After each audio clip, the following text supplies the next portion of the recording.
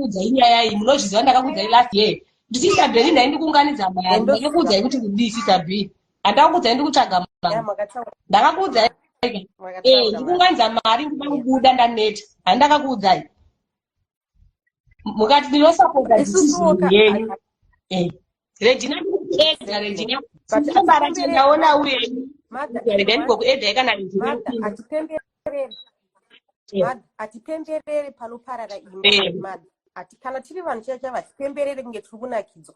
sekuru mavanzwa vati kana pane rume yekuti mugadzirisa naye Regina sei yako iri kuramba rumu ndo pasina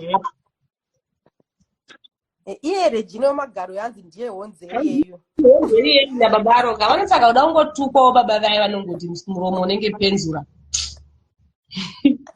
sanditonditaure zimabasa gairi ndakatogumbura singaiti vanongoisa nyaya Regina ndikuvatuma kuita mavhidhiyo aeneri Regina handikuedza vanopenzisira vanonakira vanhu vanotuma kuenda kuchihure naRegina here baba vainga vasiyane naRegina avatadzira chii imhosva kuekta naRegina iwewe Belinda wewe ukandisapota zvese decision yangu wotonzi unondifurira iwe zvavo ndakakuudza kuti Belinda ndiri kubuda zvakadai wakanditwani madhamu supporting iyo ndigikine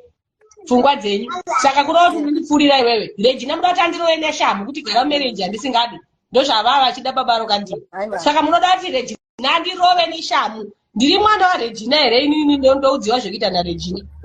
wanda wachangu anopfeka maiji zvakwana maikure murume mukuru aitenga muromo unenge penzura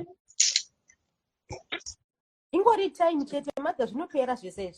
zvichadarika but vanhu vanofanira kuziva kuti havana kukwana baba vai Regina apinda papi ko ndamboziva kuti vakunetsana naRegina ndikungozvinzwawo nevanhu vane makuhwa mucomment section Regina ndikukuedza uchipinzwe nyaya yako iwe watukirwe iko iwe nababa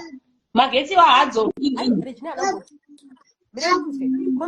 section iri kukudzaika but Regina hana kutukwa saka Regina anokuta imba pakudii Regina ivatuma kuita kumahure here Regina hana kutukwa anzi ndiye aiunza vamwe because I think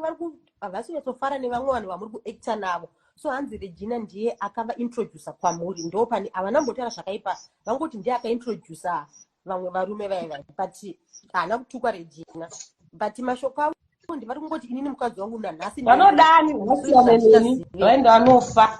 ndevadeni ndevaramba madha ndikurusei ndada kudyiwa nevanhu imi vanhu mucomment section mairoka handivazire